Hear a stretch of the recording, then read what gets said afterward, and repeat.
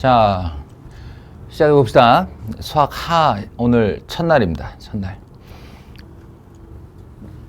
공부 시작하기 전에 내가 항상 하라는 거 있지. 어떤 책을 들어가거나 단원을 들어가거나 뭔가를 시작하려 할 때 니들 그런 경험 많이 했을 거야. 분명히 내가 이 책을 넘기고 공부를 할 때는 이걸 알 것 같았는데 이게 넘겨서 한 두세 단원 지나고 나면 혹은 그 책을 딱 덮고 나면 오늘 너 뭐 했어? 지난달에 너 뭐 했어? 라고 했을 때 별 생각 안 나는 이런 경험들. 이게 왜 그러냐면 목표 지점이 없어서 그래요. 그러니까 이게 내가 항상 비유적으로 표현하는 맵이 머릿속에 나의 공부의 지도가 없어서 그렇다. 그러니까 공부의 지도를 만들어 놓고 내가 지금 이 지도상에 어떤 경로를 어떤 목적하에 가고 있다 라는 걸 항상 인지하고 있어야 돼. 내가 어느 위치쯤 있고 지금 무엇을 하고 있다라는 그 인식이 있어야 된다. 드론을 띄워놓고 위에서 나의 위치를 내려다보는 항상 그 마인드가 되게 중요한데 그게 어디 있느냐? 책에는 항상 이게 있죠. 목차. 이 목차입니다. 목차를 꿰고 있어야 돼요. 어떤 책을 시작한다 그러면 그 책의 목차에 그 책의 목적이 들어있다. 단원명을 잘 새겨서 머릿속에 넣어놓고 그 단원을 차츰차츰 밟아가다 보면 이만큼 모르던 내가 결국 이만큼의 지식으로 도달을 해가는구나. 이걸 알게 된다는 거야. 애들한테 조금 어려운 얘기일 수 있겠지만 자 봅시다. 이 항상 보면은 새 덩어리를 되게 좋아해요. 수학이. 새 덩어리. 이번에도 새 덩어리로 돼 있어요. 수학 하도 수학상도 잘 분석해 보면 새 덩어리 정도로 돼 있어. 근데 그게 분량으로 3분의 1씩 나눈 건 아니에요. 수학하는 더더욱 그러한데 이거 어떻게 새 덩어리로 되어 있냐 하면 첫 번째 집합과 명제다. 지난 시간에 얼추 한 얘기지. 집합과 명제. 이게 소위 말하는 논리 논증이라고 해요. 집합은 뭐 들어본 적 있을 텐데 뭐 이렇게 모아놨다는 거잖아. 이렇게 집합기호 안에다가 어떤 원소들을 모아놨다는 게 이제 집합이고 그 집합에 필요한 어떤 개념적, 논리적 언어들을 배우는 자리를 명제라고 해요. 집합과 명제, 수학의 한 영역 중에 하나예요. 가볍게 배울 거고 여기 이 단원이 되게 독특한 성격을 갖는 건 어떤 측면이냐면 내신 딱 한 번, 이번 중간고사겠지. 2학기 중간고사에 내신 딱 한 번을 제외하고 그 이후로 볼 어떤 단원, 어떤 책에서도 집합만의 문제는 다시 나오지 않는다. 명제라는 애도 안 나와요. 문제가. 명제 문제를 다시 내지 않아요. 근데 웃긴 건 모든 단원에 다 녹아 들어가게 돼요. 여기 있는 개념과 여기 있는 용어들이. 그러니까 집합과 명제는 어떤 의미에서는 약간 그 오원소, 원소 같은 거예요. 원소. 그래서 집합에 대한 개념, 그리고 조건제시법을 읽어내는 능력, 그리고 명제에 들어있는 각종 참, 거짓에 대한 논리법들, 이런 애들은 그냥 모든 단원으로 다 녹아 들어가서 그 단원과 일체화된다고 생각하면 돼. 그래서 사실은 이 단원을 제대로 안 한 중학생에게 갑자기 이 이후의 단원들, 예를 들어 중학생에게 수 1을 가르친다. 그럼 제일 문제되는 지점이 바로 집합과 명제야. 집합과 명제에 있는 용어들을 몰라서, 개념들을 몰라서 문제 자체를 읽지를 못해요. 그런 곳이다. 원소 같은 곳이다. 뭔가를 이렇게 조합해내는데 얘네들이 반드시 쓰이게 된다. 라는 거야. 그리고 이제 맨 마지막에 한 덩어리는 뭐냐면 순열과 조합이라는 거예요. 순열과 조합. 뭐냐면 경우의 수를 이렇게 세는데 경우의 수라는 게 뭐 주사위를 던져서 몇 개의 눈이 나와. 그러면 짝수의 눈은 몇 개 있어? 홀수의 눈은 몇 개 있어? 3의 배수는 몇 개 있어? 6의 약수는 몇 개 있어? 이런 식의 질문을 할 수 있겠지? 그러면 몇 개요, 몇 개요 우리는 생각을 해서 셀 수가 있을 텐데 이 세는 방법이 고도화되고 굉장히 많아지면 그때는 이론이 들어가야 돼요. 그래서 내가 몇 개를 뽑아 줄 세우는 방법의 수 아니면 몇 개를 뽑아 줄을 안 세우는 방법의 수 이런 식으로 이제 경우의 수를 세는 용어가 바로 순열과 조합인데 얘는 어디로 연결이 되냐면 너희가 3학년 때 또는 이제 백석 같은 경우 2학년 때부터 확률과 통계라는 그 선택 과목 수능에서의 3개 선택 과목이 있죠. 미적분, 기하, 확률과 통계. 그 확률과 통계라는 애가 있는데 요것도 세 덩어리로 되어 있거든. 요것도 세 덩어리로 되어 있는데 여기 첫 번째 경우의 수예요. 경우의 수. 그리고 이 경우의 수로 확률을 배우고 이 확률 익힌 걸로 통계를 배우고 요렇게 해서 이제 선택 과목이 끝나게 되는데 이 경우의 수의 첫 뚜껑이라고 생각하면 돼요. 첫 뚜껑. 그래서 요 순열과 조합이 여기다 이렇게 딱 맞춰졌을 때 요 경우의 수가 완성이 되는 거예요. 근데 말 그대로 선택 과목이다 보니 선택을 하지 않은 친구들 만약에 이 순열과 조합을 여기다 집어넣어 놓고 확률과 통계라는 책으로 다 보내버리면 자연계 학생들 같은 경우 아예 경우의 수를 세는 법을 모르게 되는 거죠. 그래서 이제 1학년 때 공통교과일 때 요 부분을 톡 떼다가 수학 하에다가 넣어놓은 거다. 자연계, 인문계, 계열 구분 없이 이 정도는 알아야 된다라고요. 이 정도 경우의 수 세는 법은 알아야 된다라고 하면서 가장 기본적인 두 개의 뭔가 세는 방법을 배우는 파트가 있다. 참고로 얘기하자면 이번에 니네 기말고사 쳐봤겠지만 중간과 기말의 차이 간격이 되게 짧죠. 짧다 보면 맨 뒷단원이 늘 기말고사 범위에 들어가질 못하고 후순위로 밀려요. 이번에 너희들은 어디였지? 그게?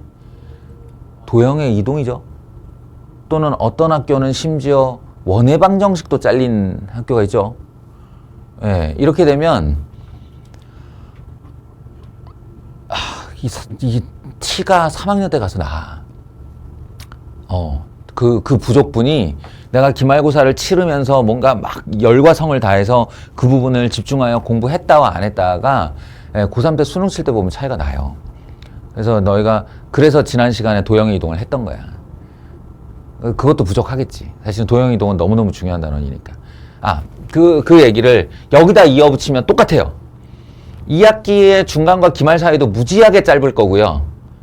무지하게 짧을 거고 이 순열과 조합 중에 순열만 들어가거나 둘 다 빠지는 기말고사 범위인 학교들이 많을 거예요.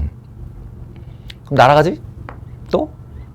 그러면 이제 그 중에서 2학년 때 올라가서 인문계를 택한 학생의 경우 이건 처음부터 다시 해야 돼. 다시. 그런 경우가 많아요. 확률과 통계 수업할 때 순열과 조합 설명 안 하고 이 책 시작하시는 선생님은 없어요. 이 책의 원래 시작은 원순열부터 시작하거든. 원순열이라는 건 이미 순열과 조합을 알고 있다는 전제하에 들어가는 건데 모르거든 애들이. 그걸 우리도 알고 있으니까 그냥 순열과 조합부터 다시 해요. 하여간 이렇게 두 개 파트로 되어 있다. 그러면 사실상 수하는 세 개 덩어리지만 집합과 명제도 지금 얘기한 것처럼 일종의 곁다리 같은 애고 에피타이저 같은 애고 순열과 조합도 약간 디저트성이야. 그러니까 메인 디쉬가 있다는 거지. 그 메인 디쉬가 바로 함수예요. 알겠어? 고등수학 상 때 뭐 배웠어? 이렇게 딱 얘기를 하면 한 두 단어 정도로 얘기할 수 있을 텐데 2차 함수하고 도형을 배웠어요. 이렇게 말하면 돼요. 수학상은. 2차 함수가 메인 디쉬고 그리고 도형, 점, 직선, 원 이게 메인 디쉬라고 생각하면 되는데 수학하는 딱 하나예요. 수학하는 수학하 딱 지나가면서 저 함수 배웠어요 라고 하면 돼요. 그러면 이제 여기가 모든 것을 다 아우르고 있는 중점적인 내용이 될 거예요. 개념 파트인 데다가 이 수학상처럼 막 연립방 정식 풀고 뭐 꼭지점 구하고 직선 그리고 막 얘네들끼리 교점 구하고 이런 게 아니고 약간 뜬구름 잡는 막연한 개념어들 개념적, 형이상학적 것들 이런 것들이 있어서 조금 더 힘들어 하기는 해. 예, 고등학생들이. 하지만 이 부분을 잘 지나가야 우리가 이제 수원, 수투로 이렇게 나아갈 수 있다. 수원, 수투에 점점 직접적으로 영향을 끼치는 파트라고 할 수 있어요. 오케이. 자, 이렇게 수학하가 뭐야? 라고 하면 자기 머릿속에 이거 세덩이요. 그래서 이 집합과 명제하고 함수하고 순혈과 조합 이렇게 별도로 있다고 했어. 그 머릿속에 있고 지금 내가 어디를 공부한다 그러면 이 세 파트 중 어디를 가고 있다 라는 생각을 하면서 공부를 해야 된다. 자, 해봐. 그래서 이제 이 딱 보면 목차를 보면 집합과 명제죠. 집합과 명제. 집합과 명제는 3개 단원으로 돼 있어요. 집합, 명제, 그리고 절대부등식. 미리 팁을 좀 주자면 아까도 얘기했지만 집합과 명제 같은 경우는 이 단원에서만 해당 문제들을 푸는 거지 문제 자체가 의미가 없어. 의미가 없고 여기는 용어와 개념에 충실하면 돼요. 용어와 개념을 정확히 이해할 수 있으면 돼. 그러면 여기 있는 애들이 다른 단원의 문제로 녹아 들어가게 된다. 그러니까 수학을 말하는 언어로 바뀌는 거야. 언어로. 근데 3학년 때까지 내도록 질질 끌면서 우리를 괴롭히는 애가 있을 텐데 그게 여기에요. 절대부등식. 예, 절대부등식이라는 파트에 특히나 이거 산술평균, 기하평균 그리고 하나 더 하자면 코시-슈바르츠 부등식. 산술평균, 기하평균, 코시-슈바르츠 부등식. 요 절대부등식 두 개가 고3 때까지 너희를 괴롭히게 될 거다. 그러니까 뭔가 좀 각인이 필요해. 머릿속에. 이 산술기하평균 같은 경우는. 그 다음에 메인 디시라고 했죠. 함수와 그래프 해서 함수란 무엇인가 하고 성질, 함수의 일반론이죠. 일반론. 함수의 일반론을 쫙 배워. 내 생각에 고등수학 전체를 통틀어서 가장 어려운 단원이 이 단원이에요.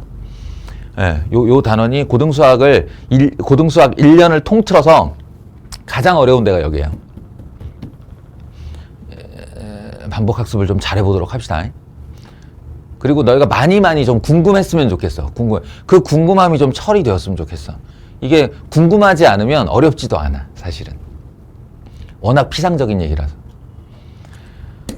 그리고 이제 함수의 일반론을 봤으니 실제 사례가 어떤 것들이 있는가 해서 우리는 처음으로 이제 유리함수와 무리함수, 최초로 다항함수를 벗어나는 거예요. 그동안 우리가 다뤘던 모든 함수는 다 다항함수였죠. 1차 함수, 2차 함수. 요 두 개 가지고 5만 종류의 이제 다루기를 해봤는데 그림도 1차 함수, 2차 함수, 연립방정식도 1차 함수, 2차 함수, 예, 모든 걸 다 1차 함수, 2차 함수로 처리해왔어. 인수분해까지. 근데 이제 최초로 그것이 아닌 함수를 배우게 되는 거예요. 유리함수와 무리함수. 참고로 얘기하면 이건 내가 이제 앞으로도 여러 번 얘기할 텐데 여러분은 고등수학 과정에서 6개의 함수를 다루게 됩니다. 예, 총 배우는 함수의 개수가 6개다. 이렇게 알고 있으면 돼요. 그 중에 첫 번째, 다항함수고요. 예, 물론 이제 다항함수를 다시 세분화하면 1차 함수, 2차 함수, 3차 함수, 4차 함수, 고차 함수 이렇게 펼쳐지겠지만 어쨌든 걔네를 다 하나의 맥락으로 보면 다항함수, 그리고 바로 유리함수, 무리함수예요. 여기 나오는 요 두 녀석이죠. 그래서 요렇게를 합쳐서 고1 때 배우게 되고요. 이제 수학 상하를 넘어서서 수학 1로 가게 되면 그때 지수 함수, 로그 함수, 삼각 함수 이렇게 다시 3개를 배우게 됩니다. 2학년 1학기. 끝나요. 그래서 고교 과정에서는 이 6개의 함수와 그들의 조합. 사실 6개 가지고 조합하기 시작하면 뭐 한도 끝도 없어지는 거지. 그러니까 이 6개 함수를 다루게 된다. 그 중에 3개가 요번 단원에 이제 처리가 될 것이다. 라는 내용입니다. 그리고 마지막 아까도 얘기했던 이제 약간 디저트 형식인 거죠. 경우의 수를 센다는 건 이런 것이다. 그 중에 대표적인 두 가지가 있는데 하나는 순열이고 하나는 조합이다 라는 거예요. 여기가 시험 범위로 들어가게 되면 살짝 애매한 것은 뭐냐면 분명히 뭐라 그래야 되지? 이놈은 확률과 통계를 들어가기 위한 초입 부분에서 가장 기초적인 공식만 가르치게 돼 있어. 원칙이 그래. 그러나 확률과 통계라는 단어는 역시나 전공학문이고 선택 과목이다 보니 문제를 어렵게 내려고 하면 한도 끝도 없이 깊이 들어갈 수 있죠. 그래서 이게 고3용 문제를 갖다 써버리면 되게 어려워지거든. 근데 각 학교에서 한 문제씩을 꼭 그런 식으로 내서 말이야.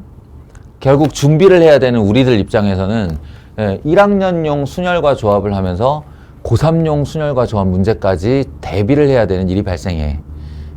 그래서 이제 애들이 막 되게 싫어하지. 힘들어해. 여기서 이제 크게 딘 애들이 인문계인데 문과인데 막 저 미적분 선택하면 안 돼. 이런 소리가 나오기도 해. 그러면 안 돼요. 그러면 안 됩니다. 자, 서론이 길었습니다. 이제 간단하게 얘기합시다. 그리고 이 파트는 내가 길게 설명 안 할 거예요. 길게 설명 안 할 거고 이 2부에 너희들 표준화 시험 볼 텐데 요거 짧게 한 30분만 내가 설명을 할 테고 나머지 1시간은 자기가 정리할 시간을 줄 거예요. 집합에 대해서. 그러니까 필수 예제 유제 빼고 내용 정리 위주로 해서 집합과 명제 파트는 스스로 정리하고 스스로 뭔가 익히고 그 다음에 내가 질문하는 것에 대해서 제대로 이해했나 대답하는 형식을 갖도록 합시다. 알겠죠? 아니, 그래요. 이거 백날 들으면 뭐해? 필요한 말 여기 다 나와 있어요.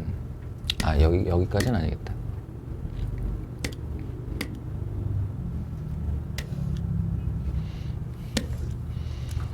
자, 집합. 너희가 이제 스스로 이 책 정리를 하면서 공부를 할 텐데 그 중에 약간 이해하기 어려운 내용들 위주로 설명을 해줄게요. 집합이라는 거는 뭘 말하냐? 모임이야. 뭔가를 모아놓은 거야. 뭔가를 모아놓은 건데 거기에 조건이 있어요. 조건이 뭐냐면 대상을 명확하게 구분할 수 있는 이렇게. 대상을 명확하게 구분할 수 있는. 그러니까 월드컵 국가대표 선수라고 하면 명단이 쪼로록 나오니까 대상을 정확히 구분할 수 있잖아. 그럼 얘는 집합이 맞는 거예요. 근데 축구를 잘하는 사람들의 모임, 잘생긴 남자들의 모임, 예쁜 여자들의 모임 다 필요 없는 거지 이거는. 대상을 명확하게 구분할 수 없으니까. 집합. 충분히 개그 소재로 삼을 수 있는데 넘어가겠어요. 그러면 그 집합 안에 들어가 있는 그 원소들 있죠, 원소들. 그 이름이 원소야. 대상들, 그 모임의 대상들 하나하나를 원소라고 불러요. 원소라고 부르고, 그럼 도대체 집합이라는 것을 어떻게 표시해야 하냐는 건데, 일단 집합의 이름을 줄 때는 대문자로 줍니다. 그냥 약속이에요. 암묵적 약속이에요. 집합의 이름은 대문자, 그리고 원소는 소문자. 굳이 써야 한다면 이렇게 쓰고, 물론 집합 안에는 뭐 단어가 들어갈 수도 있고 숫자가 들어갈 수도 있으니까 저건 별로 중요한 말이 아니고, 이걸 이제 이렇게 나타내고 싶은 거야. 요렇게 혓바닥 표시가 있는데 이게 왼쪽에는 어떤 원소를 쓰고 오른쪽에는 집합을 써서 이 원소가 이 집합 안에 들어있다라는 표현이에요. 이게 크지 않고 작게 쓰면 됩니다. 이건 굉장히 작은 기호예요. 사실은 요만한 기호예요. 요만한 기호. 이런 식으로. 이 원소가 이 집합 안에 들어있다. 이렇게 해요. 그럼 들어있지 않다도 원소가 아니에요도 있을 수 있죠. 이게 원소가 아니에요는 이렇게 그어주면 됩니다. 너희는 지금 수학 언어를 배우고 있는 중이야. 수학 언어. 이게 이제 각종 문제들의 지금은 이렇게 친절하게 설명을 해주지만 이 이후에 모든 단원에 문제가 출제될 때 이런 기호는 당연히 안다고 생각하고 문제를 낸다. 알겠지?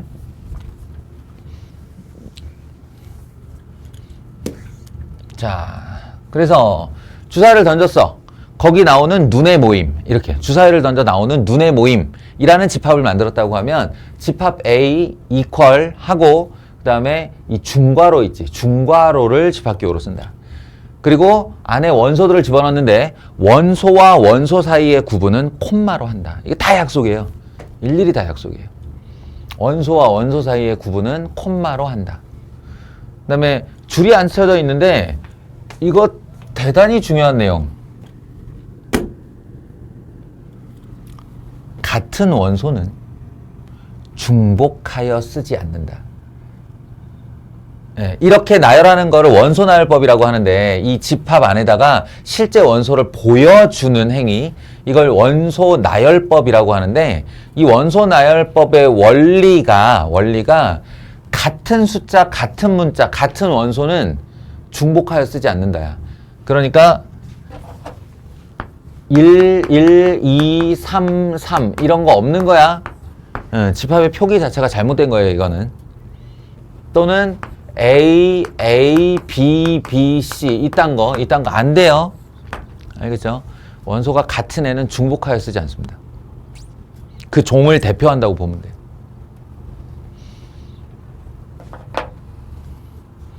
그리고 뭐 이거 순서는 아무렇게나 해도 돼요. 예. 뭐 크기 순이라던가 알파벳 순이라던가 이런 거 없어요. 집합은 그냥 다 모아 놓으면 됩니다. 이렇게 원소를 일일이 보여주는 것을 원소 나열법이라고 하는데 이쪽으로 잠깐 빠져나갈 수가 없구나. 예. 그러니까 집합의 표기법에 두 가지가 있다 이렇게 정리하시면 돼요. 여기 너무 문장형으로 되어 있어가지고 나중에 니네가 깔끔하게 좀 정리를 해볼 필요가 있는데 집합의 표기법에는 두 가지가 있다. 하나는 원소 나열법이고요. 원소 나열법은 아주 깔끔해요. 그냥 그 안에 1, 2, 3 이렇게 넣으면 되는 거야.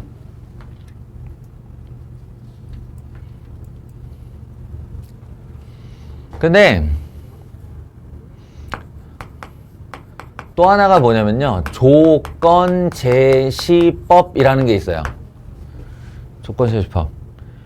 향후 우리가 수학이라는 걸 하면서 문제를 이렇게 읽을 때 수학적 언어로 사용된다고 그랬지, 여기가. 예, 그때 조건 제시법을 잘 읽어내는 실력이 수학 실력의 일부가 됩니다. 그러니까 한마디로 수학 문제 잘 푸는 애들이 조건 제시법을 잘 읽어. 읽는데 무슨 어려움이 있나요? 하는데 어려움이 있어요, 실제로. 이 조건 제시법은 연습 훈련이 잘 되어 있어야 합니다. 자, 조건 제시법이란 건 어떤 거냐? 잘 봐요. 원소를 직접적으로 보여주는 게 아니라 저 원소가 나올 수밖에 없는 상태를 여기다 표시를 하는 건데 자, 바를 기준으로 바를 하나 그어요. 이 안에다가 바를 긋고 바의 왼쪽이 원소의 모양. 나는 모양이라고 표현하는데 뭐 다른 의미로는 본질이라고 할 수도 있어요.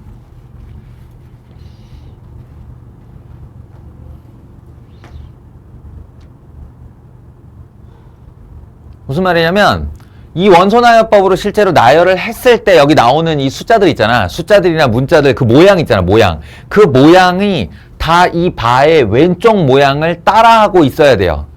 그 형태를 가지고 있어야 돼요. 그래서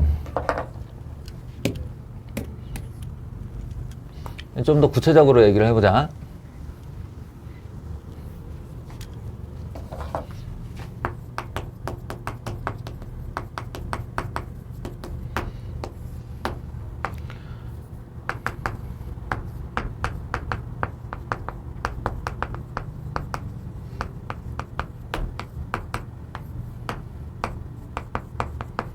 말 그대로 바의 오른쪽에는 그 원소가 될 수 있는 조건이 등장을 해야 돼요.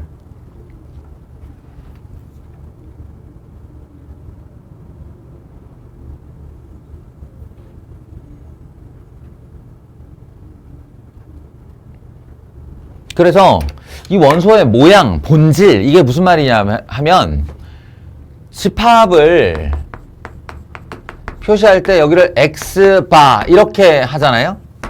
X바라고 하면 그 A라는 집합 안에는 숫자 하나씩 또는 문자 하나씩이 들어간다는 얘기예요. 이 모양이 X라고 대변될 수 있는, 만약에 X에 1이 들어가면 1이 되고 X에 5가 들어가면 5가 되는 거지. 그냥 숫자 하나짜리 원소가 되는 거예요.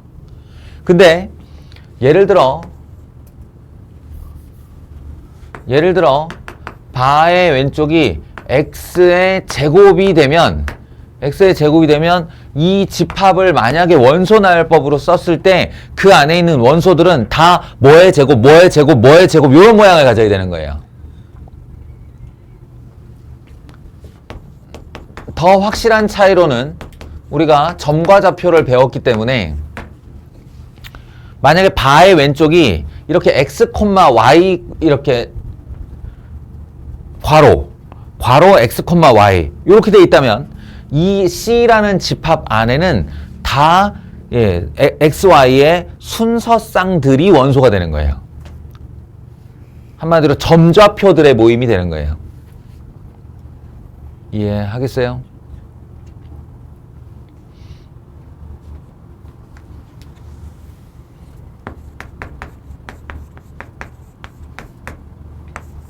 그리고 조건에 예를 들어서 1에서 3 사이에 x는 자연수. 자, 이거 봐. 조건은 뭐라고 써도 좋은데 그냥 상대방이 알아듣게만 써주면 돼요. 수학적 기호를 사용해서. 그래서 x들의 모임이야. x들의 모임인데 x는 어떤 x여야 하냐면 1에서부터 3 사이에 있어야 하고 자연수여야 해. 이걸 원소나열법으로 쓰면 어떻게 되는 거예요, 그러면? 우진아, 원소나열법으로 쓰면 1, 2, 3 이렇게 되는 거예요. 예를 들어서 여기에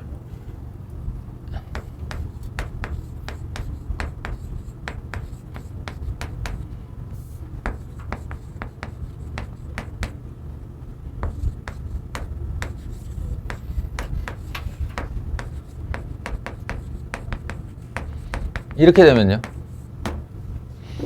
승범아,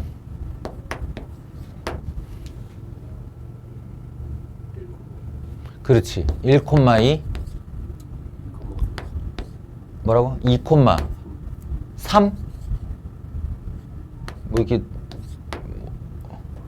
뭔가 이렇게 규칙이 없어?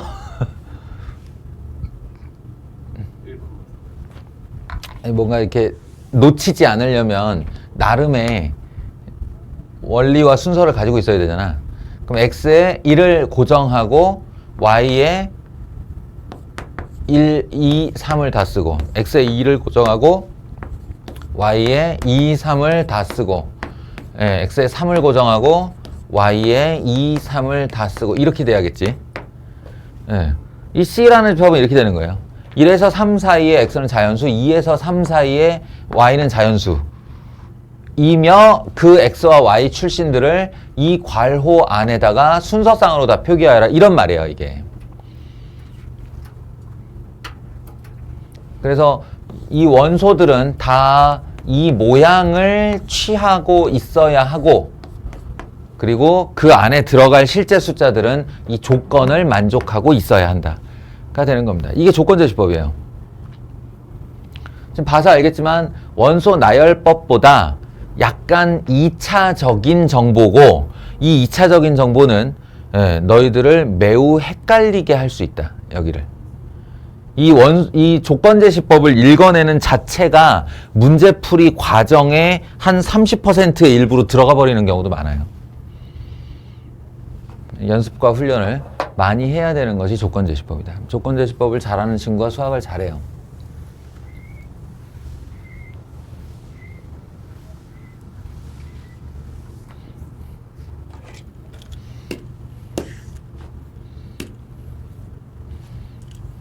알겠죠? 자, 그리고 이제 뭐 여기 읽다 보면은 용어들, 이 집합이라는 게 기호로만 표현 안 되고 이렇게 그림으로 그려지면 그 집합이 뭐 교집합을 갖는다거나 합집합을 갖는다거나 이런 거 할 때 뭔가 1차원적인 인식이 되게 편하거든. 그래서 그걸 그림으로 표현하는 것을 벤 다이어그램이라고 한다. 이렇게 동그라미 안에 원소 놓고 그림으로 그려놓는 것. 그리고 요런 용어들, 빨간색으로 있는 용어들은 다 알고 있어야 돼요. N이라는 기호를 쓰고 괄호 안에 집합 기호를 넣으면 그 집합에 들어있는 원소의 개수를 질문하는 것이다. 원소의 개수를 말해주면 된다. 그리고 원소가 하나도 없는 것, 즉 N, A가 0인 그런 집합 A를 뭐라고 부르냐면 공집합이라고 하는데, 이 공집합을 요렇게 동그라미에 이렇게 표시하는 기호, 이 자체가 집합 기호예요. 숫자의 0과 같은 애지. 이름은 공집합이고요. 비어있는 집합이란 뜻이에요. 공집합이고, 이렇게도 쓰고 같은 표현으로 중괄호 안에 아무것도 안 넣은 이런 표시도 씁니다. 공집합, 이것도 집합기호, 이것도 집합기호예요. 라고 내가 알고 있는 내가 말을 해봤자 지금 모르는 너희의 머릿속에 이렇게 쏙쏙 들어가지 않아. 이건 자기가 정리를 하고 외우려고 애를 써야 되는 거예요.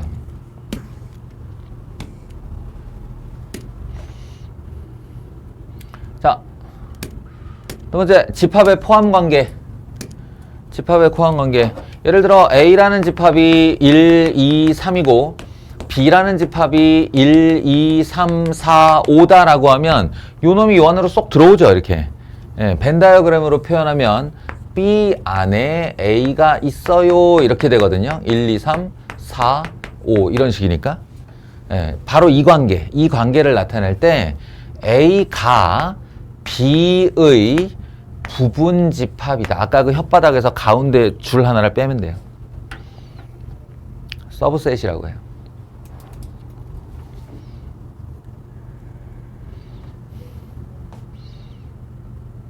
그리고 아니다는 언제나 그렇지만 이게 명제에서의 표현인데, 아니다는 그냥 찍 하고 즐거우면 돼요.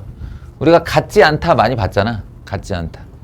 선생님들이 얘 A하고 B하고 다른 거야 라고 할 때 이런 거 많이 쓰잖아요. 이 기호는 원래 명제에서 나온 기호입니다. 그래서 앞으로도 집합과 명제에 사용되는 모든 기호에 그렇지 않다라는 말을 할 거면 이렇게 사선을 하나 그으면 돼요.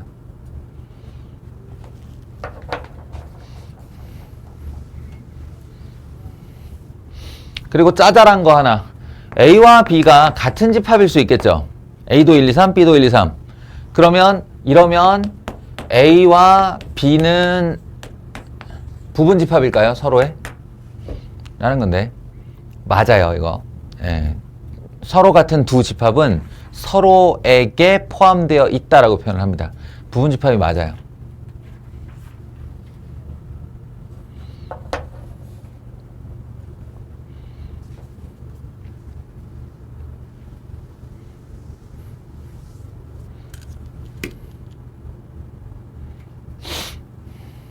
그래서 이제 그러면 똑같은 걸 계속 부분집합이라고 말하는 건 좀 그렇지 않나요? 라고 했을 때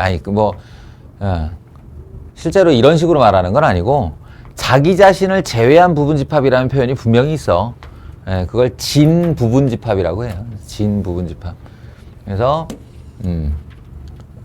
부분집합인데 그것이 같은 집합은 아니다 라고 할 때 부르는 용어가 진부분집합입니다.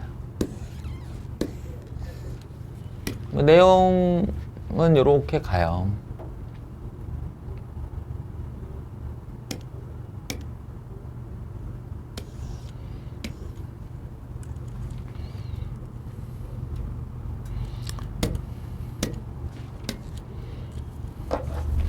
근데 지금까지 이렇게 내용을 쭉 들어보면 있잖아.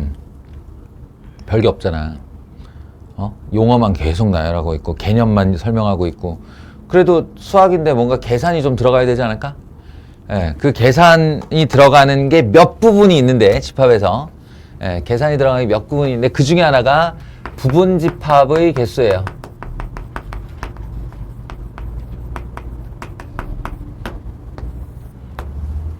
부분집합의 개수.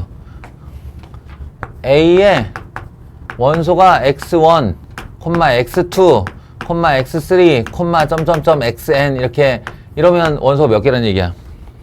시연아.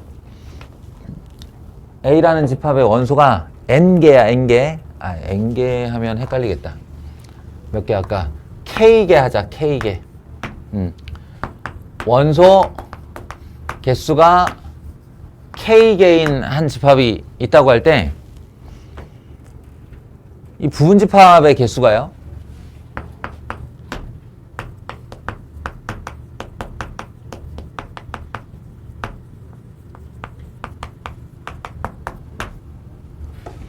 A의 부분집합의 개수 몇 개일까? 혹시 선행학습에서 기억나는 사람? 지수? 기억 안 나요? 너무 오래되었죠. 승범이 혹시 기억나냐? 오, 기억해냈어. 오. 2에 K승 하시면 됩니다. 개. 2에 K승 개예요. 그러니까 내가 부분집합의 개수를 구하려는 그 집합, 대상 집합의 원소의 개수를 2의 거듭제곱에다 올리면 돼요. 이거를 언제 다시 배우게 되냐면 이게 왜 2의 K승계인가를 진짜 알게 되는 건 조합에 가서, 순열과 조합에서 조합 배우고 난 다음에. 그러면은 쉽게 이해가 돼요. 더 정확하게 얘기하면 확률과 통계에 가서 이항 정리라는 걸 배우면 그때 그 원리를 정확히 유도해낼 수 있어요. 근데 지금은 그게 안 되잖아? 그리고 이거 거의 중학교 때도 배우는 거거든? 2의 K승계. 그래서 결론부터 니네한테 얘기한 거야. 일단 결론을 외워라. 2의 K승계. 예. 그리고 딱히 이 순열조합 개념이 없는 친구들에게 얘를 설명한다면 이런 식으로 설명을 해줄 수 있겠지. 여기다가 내가 X라는 집합을 하나 만들려고 한다고 쳐봐요. X라는 집합. 그러니까 A의 부분집합인데 뭔지 모르는 거야. 어떻게 될지 모르는 거야. 그러면 이런 거지. X1 너 일로 와. 이렇게 X1 이리 와. 너 여기 갈 거야, 여기 갈 거야. X1에게 선택권을 주는 거야. X1이 여기를 선택하게 되면 이 부분집합 X에는 X1이 들어있지 않게 되죠. X1이 여기를 선택하면 이 부분집합 X에는 X1이 들어가게 돼요. 예. 그럼 얘의 선택권이 곱하기 2가 있는 거예요. 그러면 X2에게 똑같은 선택권을 주는 거예요. 너 여기 갈 거야, 여기 갈 거야. 이렇게. 그러면 얘한테도 선택권이 두 개가 있는데 그 둘을 곱해주면 네 가지의 조합이 생기는 거죠. 그 네 가지의 조합이 어떤 거냐면 여기에 아무 원소도 없다. 공집합. 여기에 X1만 들어있다 하나, 여기에 X2만 들어있다 하나, 여기에 X1, X2가 모두 들어있다 하나. 이렇게 네 개예요. 여기 말하는 2 곱하기 2의 그 네 가지가 이 네 가지를 말하는 거라고. X가 될 수 있는 대상으로. 계속 이런 식이야. 그러니까 X3한테도 선택권을 주는 거야. 너 여기 갈래? 여기 갈래? 예, 라고 하면 여기를 선택했을 때 이렇게 되고 여기를 선택했을 때 이제 X3가 하나 있는 경우 X1, X2, X1, X3, X2, X3, X1, X2, X3 이런 식이 된다는 거지. 이해하겠어요? 예, 그래서 얘네들이 각각 이 부분집합의 원소로 들어갈 건가 들어가지 않을 건가에 선택권을 모두 준다고 하면 그 총 경우의 수는 있을 수 있는 토탈 경우의 수는 바로 2의 K승계가 된다. 이 정도로 이해시킬 수 있을 텐데 못해도 상관없다고. 그냥 외우라고. 원래 그냥 외우라고 만들어진 이론이니까.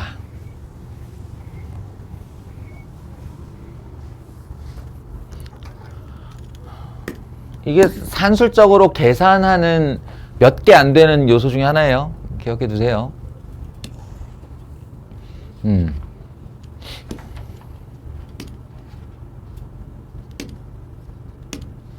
오케이. 이렇게 해서 이제 집합의 전반부가 끝났습니다.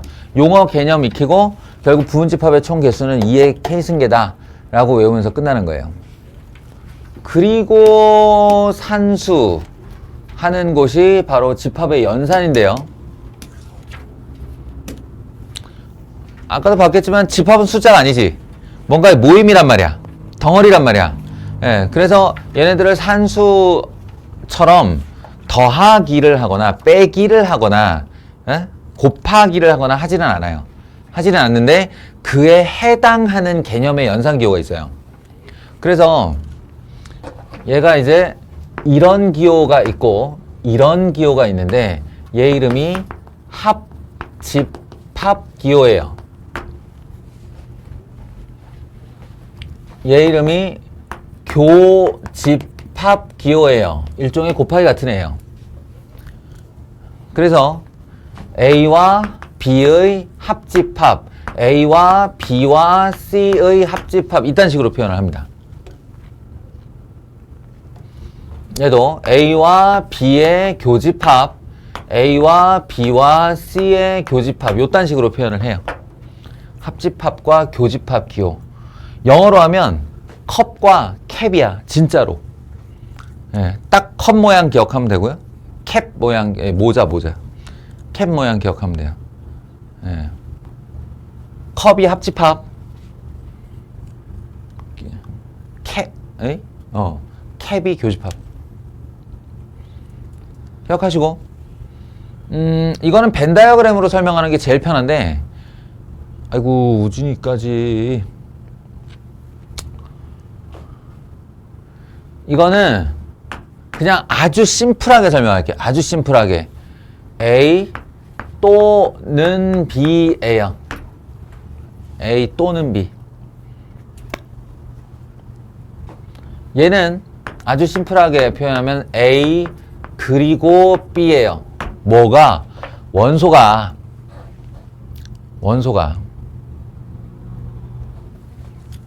그래서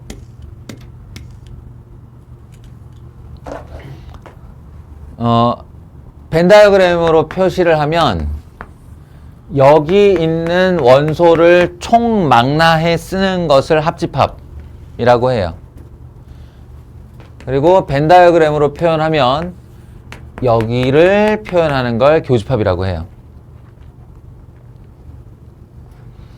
실사례를 들어보자면 얘가 A 1, 2, 3, 4야. B는 3, 4, 5, 6이야. 이렇게 돼 있다고 하면 A 합집합 B를 했을 때의 집합의 원소는 어떻게 나열하냐? 1, 2, 3, 4, 3, 4, 5, 6 이렇게 쓰면 되겠죠. 그냥 두 개를 더하면 돼. 다 몽창.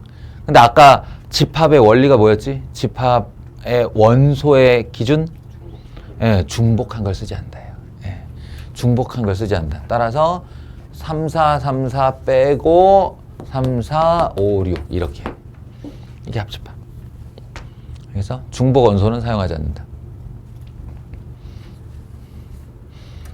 그리고 A 교집합 B는 그리고라고 그랬지. 그리고 A에도 있고 그리고 B에도 있는 원소만 써라 라는 거니까 3, 4만 이렇게 써주시면 됩니다. 이게 교집합. 알겠죠? 아, 물론 영상 촬영 중이지만 상관없어. 근데 뭐 질문이 그 순간 저기서 나 이거 알아야 되겠는데 하면 질문을 하세요.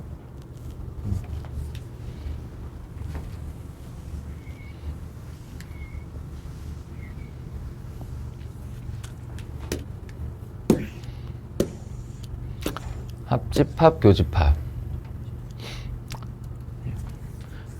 이런 것도 이제 자주 등장하는 용어는 아닌데 어느 순간 딱 등장을 했을 때 못 알아듣는 어휘이어서는 안 되는 애 중에 하나가 서로소. 이거 숫자에도 있는 말이죠. 서로소. 기억나요? 아주 옛날에 배운 말인데 서로소. 2와 3 같은 애가 서로소지. 뭐냐면 1 이외의 공약수를 갖지 않는 두 수. 한마디로 공약수는 겹치는 부분이란 뜻이잖아. 예. 그걸 이제 숫자에서 서로소라고 한다면 집합에서 그와 유사한 개념으로 사용을 하는 거야. 교집합이 공집합인. 교집합의 원소가 없는 두 집합을 서로소라고 불러요. 서로소. 이렇게 생긴. 겹치는 부분이 없는 이렇게 생긴 집합을 서로소라고 부른다.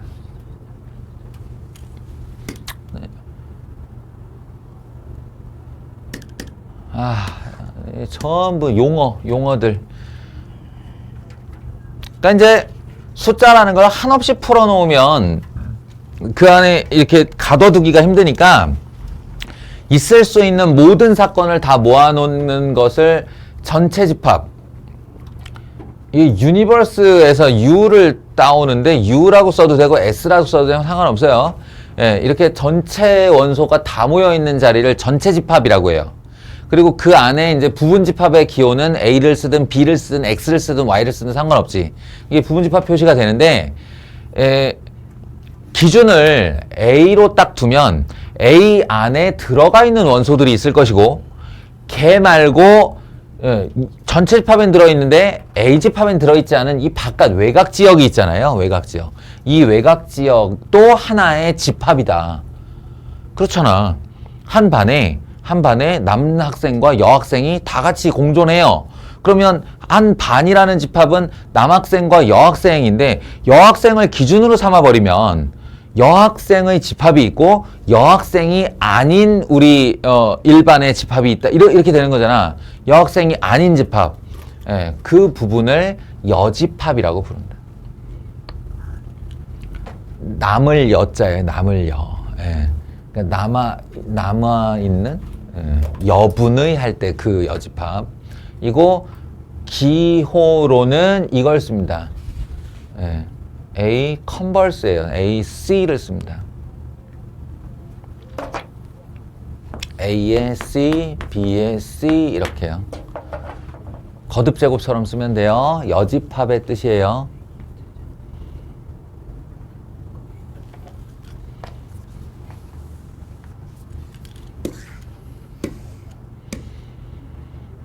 이쯤 되면 슬슬 짜증이 나기 시작하지, 이제?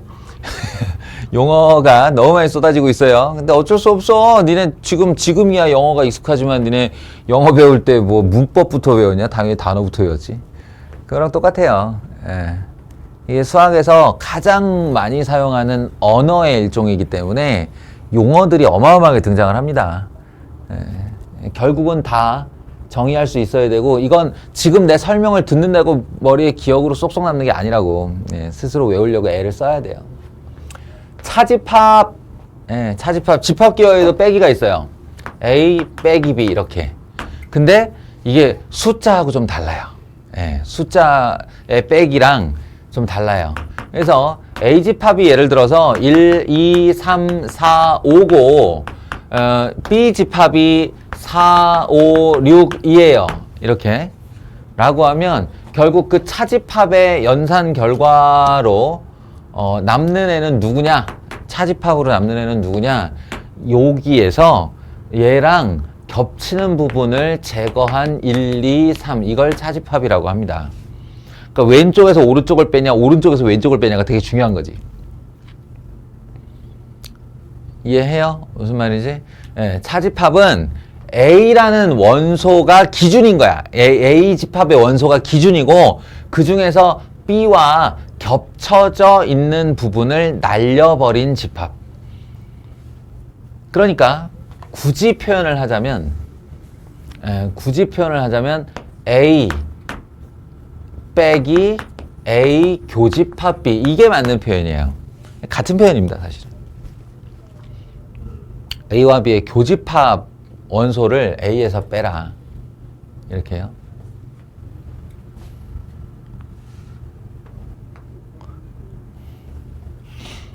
근데 여기서 대단히 중요한 연산이 하나 나오는데,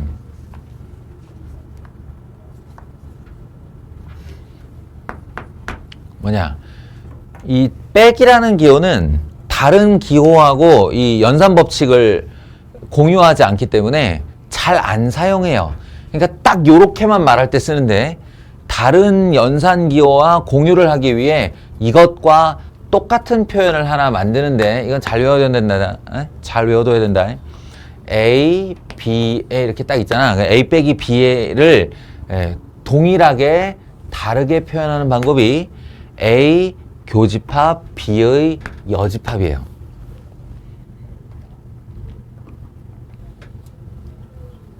이것도 설명을 해줄게요.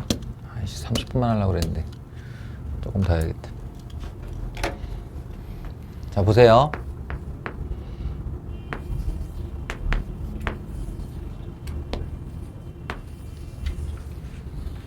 자, 벤 다이어그램 상에서 좀 전에도 얘기를 했지만 벤 다이어그램 상에서 A 빼기 B는 어디를 지금 구하고 싶은 거냐면 여기를 구하고 싶은 거거든. 맞지?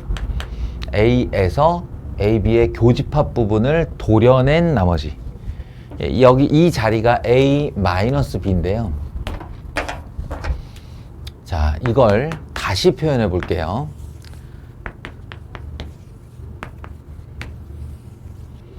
B의 여집합을 먼저 표시해 보자. B의 여집합 어디냐? B의 여집합. 그럼 이만큼이 B고 이 B가 아닌 전체 집합의 나머지 부분.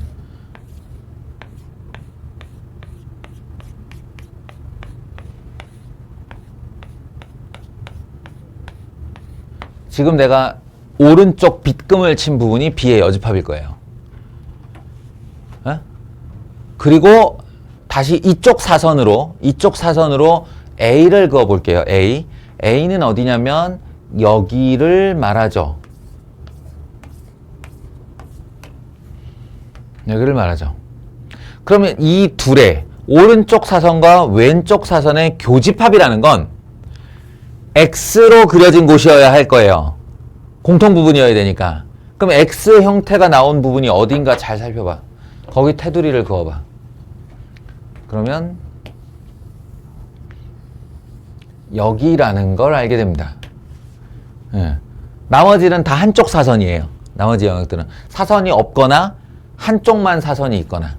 그러니까 사선이 서로 교차된 자리가 교집합이라고 할 때 지금 요 파트가 바로 얘를 표현한 것이고 그것은 차집합과 같다 라는 겁니다. 차집합이 여기를 뜻하니까. 그러나 이걸 납득했다가 중요한 게 아니고 외워 쓸 수 있다가 중요한 거야. 그래서 A 빼기 B 하면 A 교집합 B 여집합. 가운데를 교집합으로 바꾸고 오른쪽을 여집합으로 바꾸면 됩니다. 알겠어요?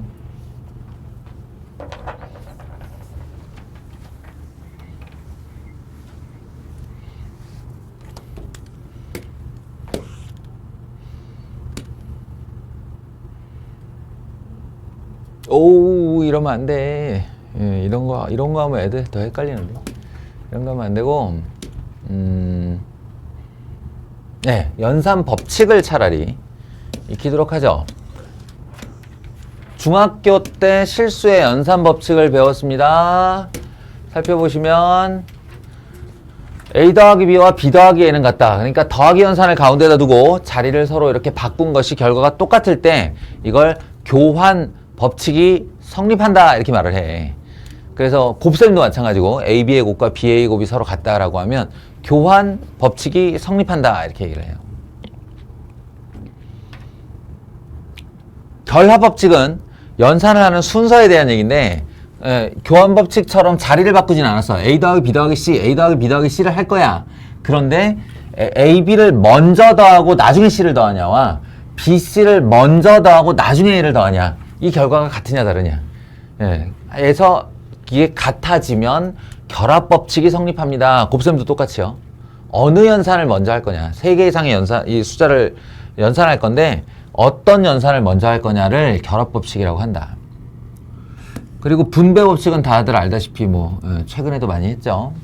이렇게 곱하기 더하기가 연쇄적인 연산이 되어 있을 때 이렇게 나누어 분배하는 또는 오른쪽이든 왼쪽이든 또는 이렇게 분리되어 있으면 다시 묶는 이걸 분배라고 불렀고 이걸 인수분해라고 배웠죠. 알겠죠? 이게 집합에도 있다고. 조금 다르게. 네, 조금 다르게. 이것도 내가 그냥 쭉 쓰고 말게요. 그래서 집합의 연산 법칙에는 A 합집합 B와 B 합집합 A, A 교집합 B와 B 교집합 A가 성립한다. 교환 법칙이죠. 네. 합집합이라는 연산과 교집합이라는 연산에 대하여 교환 법칙이 성립합니다. 그리고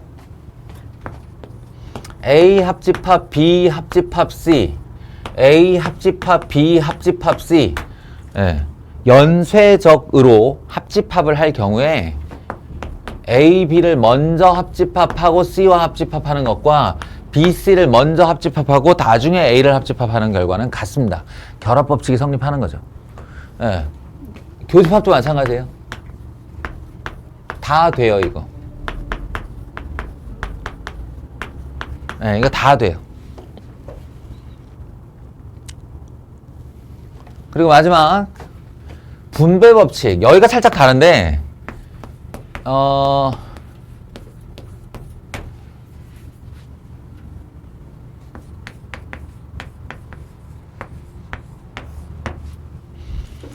덧셈과 곱셈 같은 경우 곱셈에 대하여 분배 법칙을 하는 거지 덧셈에 대해서 분배 법칙을 하는 건 아니었죠. 예, 그런데 이 교집합과 합집합의 경우에는 마치 교집합과 합집합이 덧셈이냐 곱셈이냐의 역할 구분이 없는 것처럼 분배를 해도 됩니다. 이게 무슨 뜻이냐면 여기 봐요. 여기 봐요. 이렇게 돼 있으면 교집합의 합집합이죠. 괄호가 여기 쳐져 있잖아요. 그러면 요 기호를 덩어리로 잡아서 그대로 이렇게 분배를 하면 돼요. 그러니까 A 교집합 B와 A 교집합 C가 요렇게 떨어져 나가는 거죠. 그리고 이 시연아 요 가운데 연산이 전체의 중앙 연산이 됩니다.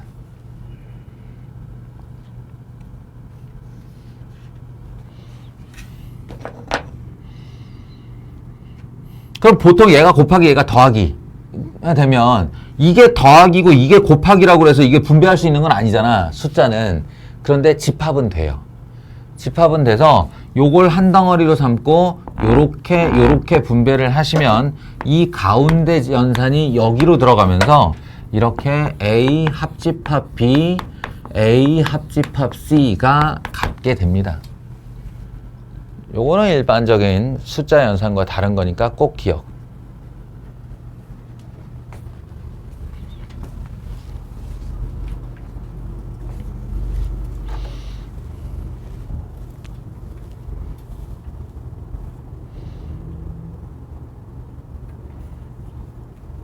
됐죠?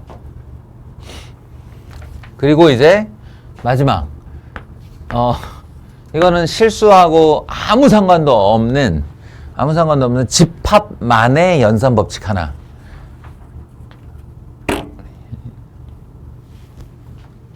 드 모르간의 법칙이라고 하는 겁니다. 이거 분명히 이거 드가 자기 나타낼 때 그 드고 이름이 이게 이렇게 들어가는 걸 거거든.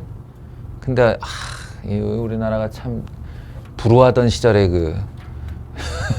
이 영어 발음을 그대로 일본식으로 이렇게 쓰다 보니 모르간이 되었는데 몰간일 거예요. 예, 근데 어쨌든 지금 공식 명칭은 드 모르간입니다. 드 모르간의 법칙이 뭐냐면 여집합에 관련된 공식이야.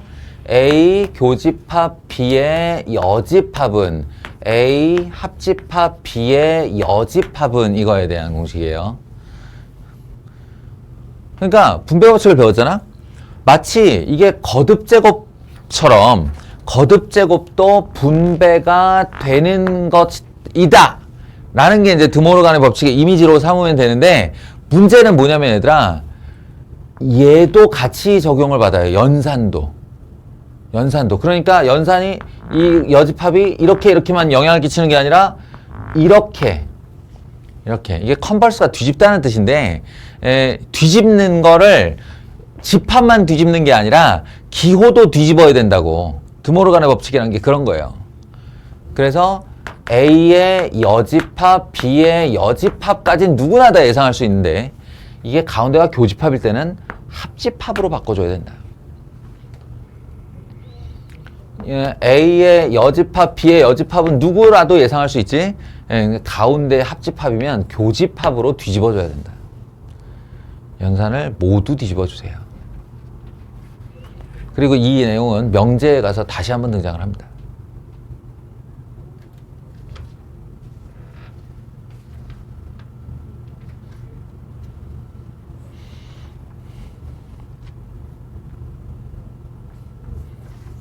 우리가 시험 문제 또는 문제집에 등장하는 어떤 트러블들을 생각을 안 할 수가 없는데, 이게 너희들한테 문제를 낸다는데 실수의 연산하고 성질이 똑같은 것을 문제로 내면 누구라도 쉽게 연상을 해서 풀 거 아니야. 그러니까 항상 이렇게 삑살이 나는 애들을 더 주목해서 봐야 되는 거예요. 실수랑 뭐가 다르지? 덧셈, 곱셈이랑 뭐가 다르지? 라고 했을 때 그 달라지는 부분들에 주목을 해야 결국 문제를 잘 풀게 되죠. 드모르간의 법칙이 그런 거다.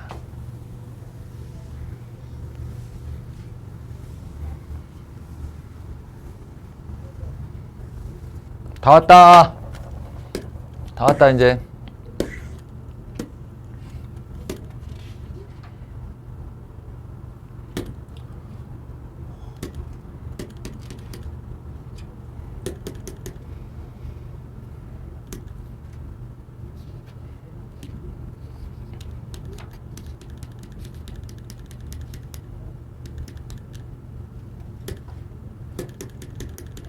마지막.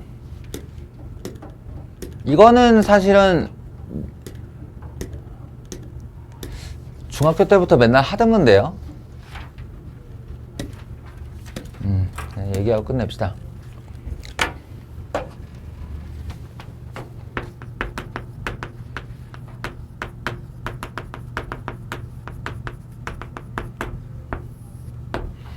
근데 여기가 얼마나 만만한 단원인지 알겠죠?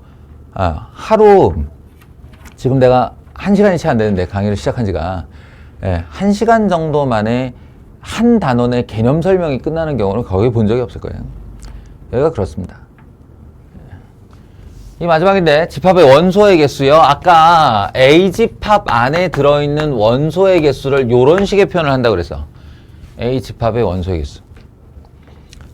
B집합의 원소의 개수. 이런 식으로 표현한다고 했죠. 그러니까 NU를 하면 전체 개수가 나올 것이고, N 공집합 이렇게 하면 이건 당연히 그 숫자 자체가 0이겠죠. 자, 이 집합의 원소의 개수에 대한 연산 법칙이 있는데요. 연산 법칙. 이거를 뭐라고 부르냐면 포배의 원리 또는 포제의 원리라고 부르기도 해요. 어차피 사람이 장명해낸 거니까 이제 이름은 부르기 마련인데, 포배의 원리 또는 포제의 원리라고 부르는데, 포함 배제의 원리란 뜻이에요. 포함 배제의 원리.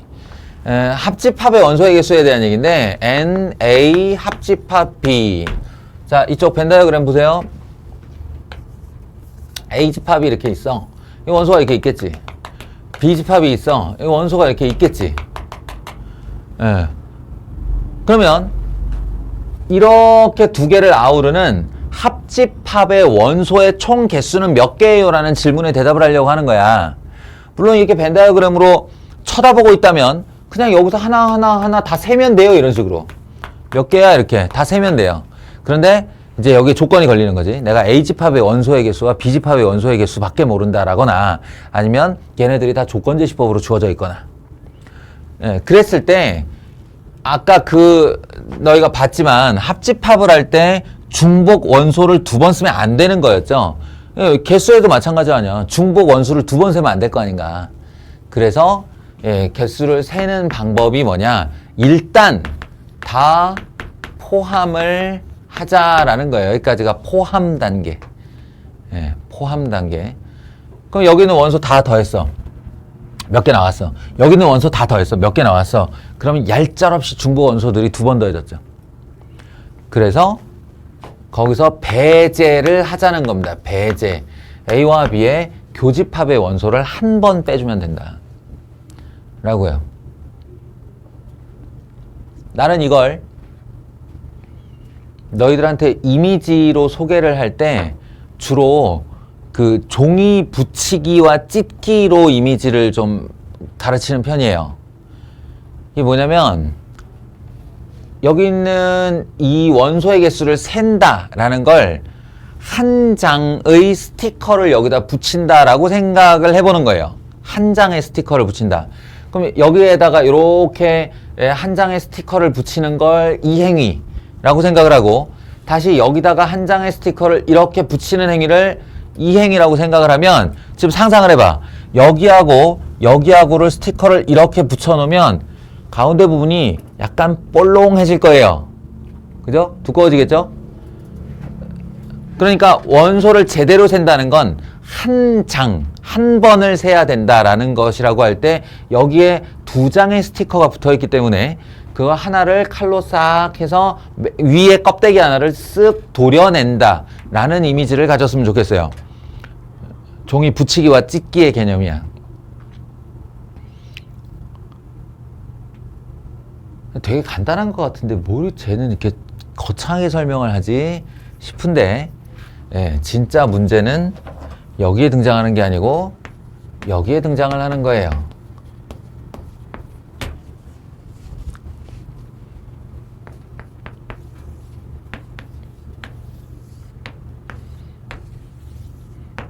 약간 골치 아픈 상황이 생겼죠.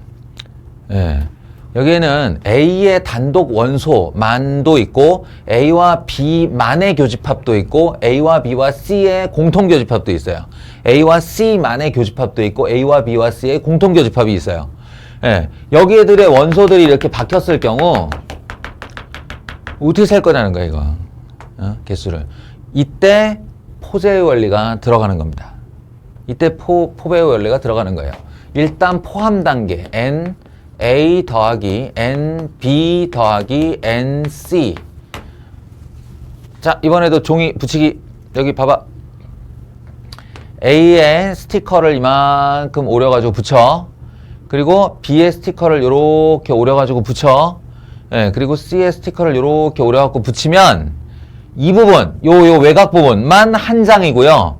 나머지는 다 2장 이상이에요. 나머지 영역들은. 자, 이번엔 배제의 단계. 배제의 단계에서 N, A 교집합 B 빼기 N, A 교집합 C 빼기 N, B 교집합 C. 이렇게 할 겁니다. 그러면 이건 어떻게 하는 거냐면, 지금 이제 스티커가 이렇게 볼렁볼렁볼렁하게 여기가 돼 있는데, 여기를 요렇게 칼로 도려내서 한 장을 쓱 뜯어내고, 요렇게 도려내서 한 장을 쓱 뜯어내고, 요렇게 도려내서 한 장을 쓱 뜯어내는 단계예요. 이게 배제지, 배제. 자, 그러면 이제 합집합의 원소 다 샜나? 잘 생각해봐요. 나 지금 찢어낸 총 장수가 몇 장이지? 3장이지. 찢어낸 총 장수가. 여기 쓱 뜯었어요. 그럼 여긴 한 장이 됐어. 이것도 찍 찢었어요. 여기 한 장이 됐어. 이것도 찍 또 뜯어내면 여기는 한 장이 됐어. 근데 여기 최초에 3장이었거든요. 근데 지금 3번 뜯어내는 바람에 여기 비었어요. 이거 맨 땅이에요. 알겠어? 맨 땅이에요, 지금.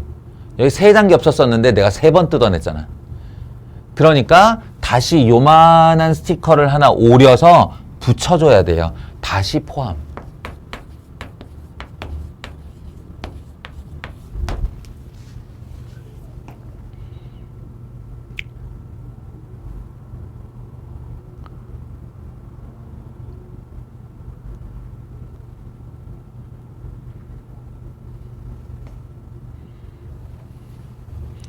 두 집합에서 세 집합으로 나갔다는 건 네 집합과 5집합도 가능하다는 소리예요. 그러니까 이 포제의 원리라는 건 단순 두 집합 간의 관계가 아니라 세집합의 관계도 이런 상태가 벌어짐을 보여주면서 아, 그러면 4개 할 때는 포함 배제 이렇게 하면 되는구나 깨닫고 5개 할 때는 포함 배제 포함으로 가는구나 이런 식으로 뭔가 깨달음을 가져보라는 애야. 근데 4개는 잘 안 나와요. 고1이잖아. 고1이니까 3개까지가 한계예요. 요거 잘 익혀놓으면 된다. 아까 부분집합의 원소의 개수 얘기할 때 숫자가 한번 등장한다 그러죠. 계산이. 그리고 두 번째 숫자가 등장하는 애가 얘예요. 예, 원소의 개수. 산수 계산. 그러니까 시험 문제도 아무래도 수학 문제인데 뭔가 숫자로 답을 내기를 원할 테고 따라서 문제도 이쪽으로 집중돼 있어요. 그럴 수밖에 없어. 자, 여기까지 기본 원리 집합의 개념 강의를 마치도록 하겠습니다.